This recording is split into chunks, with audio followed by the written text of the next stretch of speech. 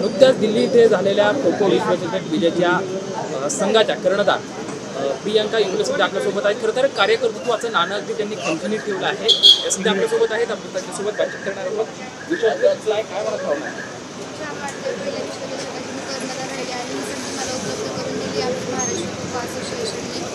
जे नेहमीच खंबीरपणे महाराष्ट्राच्या मुलांच्या पाठीशी उभे असतात, तर त्यांचे मी खूप आभार मानते।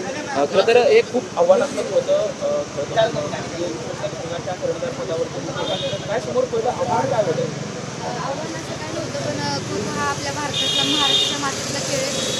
खेळाबद्दल सगळी माहिती होती, पण अदर कंट्रीजमधले जे आता जे नेपाळ वगैरे असो किंवा साऊथ आफ्रिका या टीमसुद्धा जोरात प्रॅक्टिस करत आहेत, जेणेकरून ते येणाऱ्या भविष्यात भारतीय संघाला टक्कर देतील। विश्वचषक काय वाटतं? छान वाटतंय। आता जिंकल्याच्या नंतरनं आधी वाटायचं की आधी टीम सिलेक्शन आपल्या टीममध्ये सिलेक्शन होईल की नाही, यासाठी खूप मेहनत केलेली होती आणि सिलेक्शन झाल्याच्या नंतर खूप छान वाटलं आणि विश्वचषक हातात तुमच्या डोळ्यामध्ये असून कळलं पाठीमागची काय भूमिका होती, काय भावना आल्या?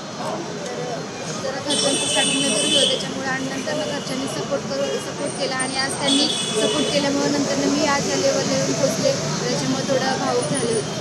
हे यशाबद्दल राज्य सरकारने काय दखल घेतली आहे का, पुरस्कार किंवा काही? राज्य सरकारने क्लास 1ची नोकरी आम्हाला देण्यात येईल अशी त्यांनी आम्हाला सांगितलेले आहे आणि राज्य सरकारकडनं कॅश अवॉर्डचं पण आम्हाला त्यांनी तसं जाहीर केलेलं आहे। शेवटचा प्रश्न विचारतो, आता पुढची भूमिका काय असेल किंवा पुढची तयारी? चांगलं ग्लॅमर आलं या पुढच्या काळामध्ये एशियन गेम्समध्ये किंवा सर्वात मोठं टार्गेट आपलं ऑलिम्पिक 2036, त्यामध्ये आपला खो खो समावेश व्हावा असं वाटतं।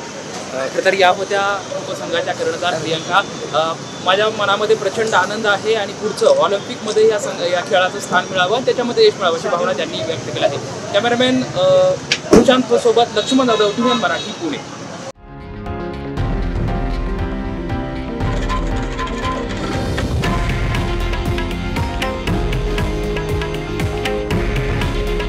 हे आहे देशातील नंबर 1 न्यूज नेटवर्क आणि आपण पाहत आहात TV9 मराठी। काळजी तुमची, हित महाराष्ट्राचं।